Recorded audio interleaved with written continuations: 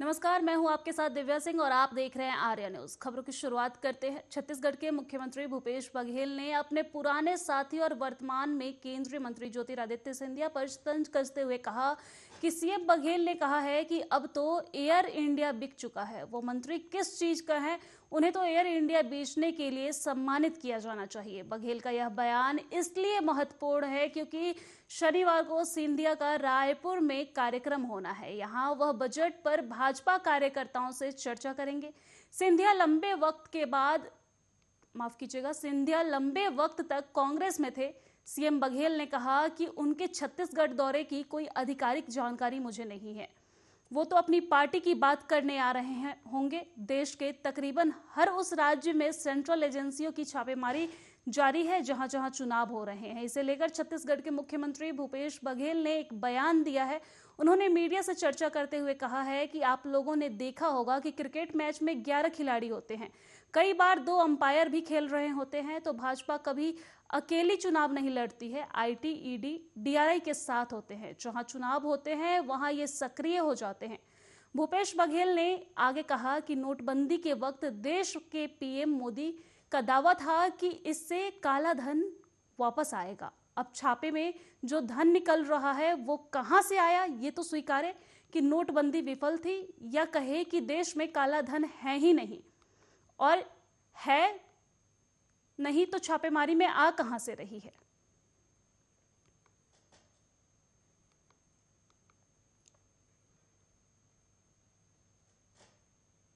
खबरों में आगे बढ़ते हैं। मध्य प्रदेश में शहरों के नाम बदलने की सियासत लगातार जारी है। अब एक के बाद एक नाम नया सामने आ रहा है।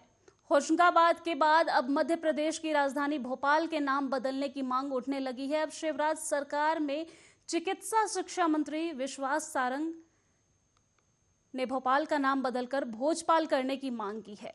टीकमगढ़ में उन्होंने कहा है कि भोपाल का नाम बदलकर भोजपाल करने की मुहिम मैंने शुरू की थी। इससे लेकर मैंने सरकार से अपील की थी कि अब जब होशंगाबाद और बाबई का नाम बदला गया है तो मैं चाहता हूं कि भोपाल का नाम बदलकर भोजपाल किया जाना चाहिए।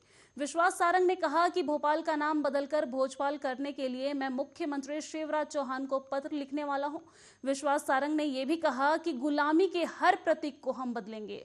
उन शहरों और गांवों के नाम जो हमें गुलामी की याद दिलाती है वो मध्य प्रदेश में न रहे, इसका संकल्प होशंगाबाद के नाम बदलने के बाद लिया गया है। उन्होंने कहा है कि नर्मदा मैया हमारी जीवन दायिनी है। नर्मदा किनारे बसे होशंगाबाद को अब नर्मदापुरम कहा जाएगा। कांग्रेस के नेता कहते हैं कि यह हमारा भगवा एजेंडा है। यदि वो इसे भगवा एजेंडा मानते हैं तो हमें कोई दिक्कत नहीं है।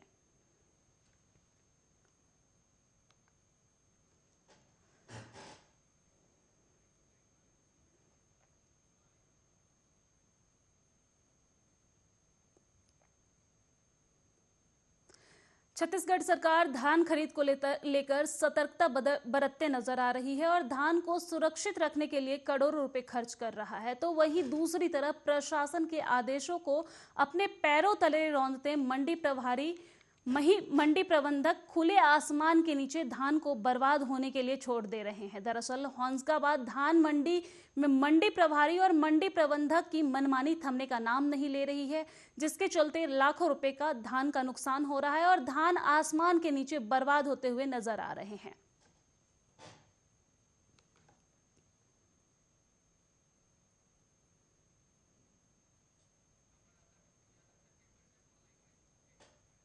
इसी खबर पर ज्यादा जानकारी के लिए हमारे संवाददाता पप्पू यादव हमारे साथ जुड़ गए हैं। पप्पू, क्या कुछ पूरा मामला है? जी, हम आपको बता देना चाहते हैं कि एक तरफ तो छत्तीसगढ़ सरकार धान खरीदी को लेकर सतर्क बरत रही है, तो वहीं दूसरी तरफ सुरक्षा को लेकर जो मंडी प्रभारी है और मंडी प्रबंधक को काफी लापरवाही देखने को मिला है। ऐसा एक मामला जांजगीर चांपा जिले के असौद धान मंडी से निकल कर आया, जहाँ मंडी प्रभारी और मंडी प्रबंधक की मनमानी के लाखों रुपए का धान आज बरसात के पानी में सड़ता हुआ नजर आ रहा है। प्रशासन की ओर से क्या कुछ कार्रवाई की जा रही है? जी, इस मामले में तो जो जांजगीर चांपा जिले के अधिकारी बिल्कुल लापरवाह नजर आ रहे। इस मामले में मीडिया कर्मियों द्वारा जो यहाँ जिले के अधिकारी हैं उनको बार बार शिकायत किया जा चुका है, परंतु वो अधिकारी इस मामले में मौन नजर आ रहे हैं। वही मेरी जानकारी के अनुसार जब मीडिया कर्मी ने जो ठेकेदार से बात की तो ठेकेदार ने साफ शब्दों में मीडिया कर्मियों को ही जान से मारने की धमकी दे डाली। साथ ही साथ उसने यह बात स्पष्ट किया कि अधिकारियों को हमने खरीद चुका है, जो कर रहे हैं वो कर लो। इस प्रकार से वो अपशब्द की टिप्पणियां करने लगी।